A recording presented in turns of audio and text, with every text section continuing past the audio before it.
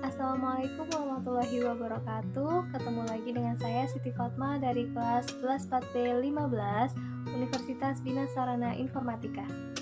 Di sini saya akan mempresentasikan tentang mata kuliah pemeriksaan akuntansi, teori dan kasus yang dibimbing oleh dosen Budian Indasari dengan kelompok 1 yang bertema pengujian kas.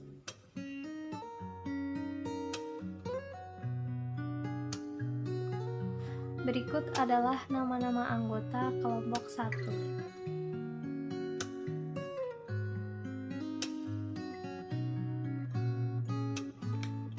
Oke, di sini saya akan menjelaskan mengenai pengertian kas.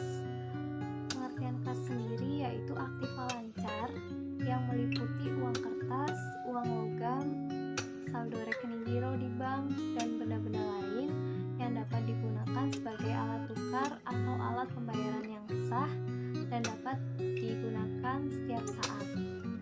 Karakteristik kas secara umum terbagi menjadi 3. Yang pertama, kas merupakan aset perusahaan yang paling liquid. Yang kedua, kas dapat digunakan sebagai alat perhitungan dan pengukuran. Yang ketiga, kas merupakan standar pertukaran secara umum. Berikut adalah jenis-jenis kas. Ada petty cash, ada kas di bank, ada pelaporan kas, dan lain-lain. Fungsi kas ada 2, yaitu yang pertama yang termasuk kas dan yang bukan termasuk kas. Pengawasan kas ada 4, yaitu penerimaan kas, pengeluaran kas, pemeriksaan kas, dan perhitungan kas. Berikut adalah dokumen yang terkait dalam kas.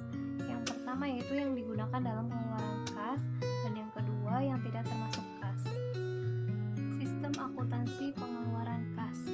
Secara garis besar, pengeluaran kas adalah kejadian-kejadian yang berkaitan dengan pendistribusian barang atau jasa ke entitas-entitas lain. Maksudnya yaitu pengeluaran kas sendiri ke entitas-entitas lain.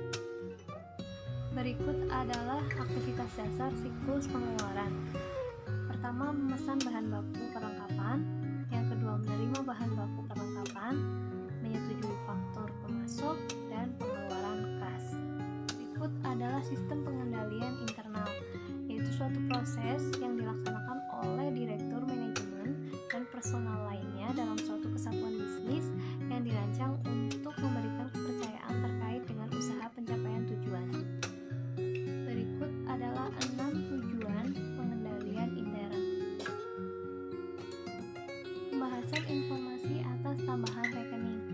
Kas yang ada di PT Seroja pada tanggal 31 Desember 2011 terdiri dari petty cash dan saldo rekening giro pada beberapa bank di Jakarta dan Surabaya. Untuk mendukung hasil audit yang ada, lakukan terhadap rekening kas dan bank perusahaan.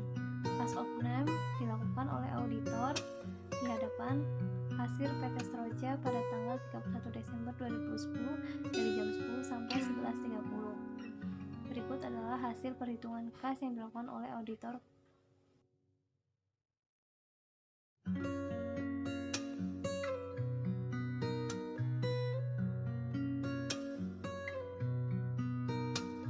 Dari hasil perhitungan tadi, terdapat selisih sebesar 10.000 yang tidak diketahui sebabnya, dan karena jumlahnya imaterial, maka kita abaikan.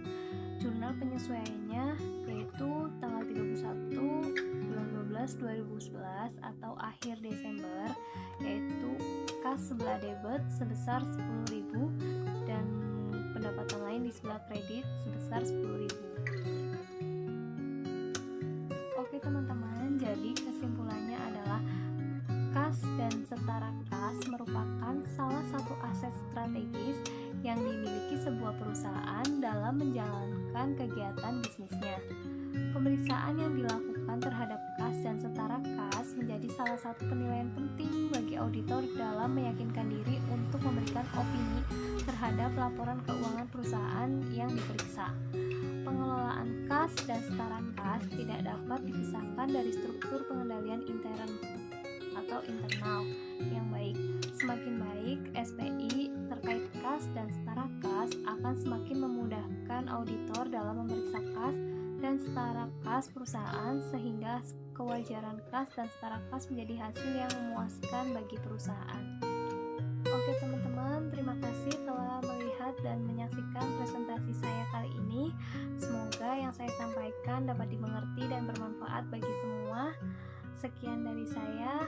Wassalamualaikum warahmatullahi wabarakatuh.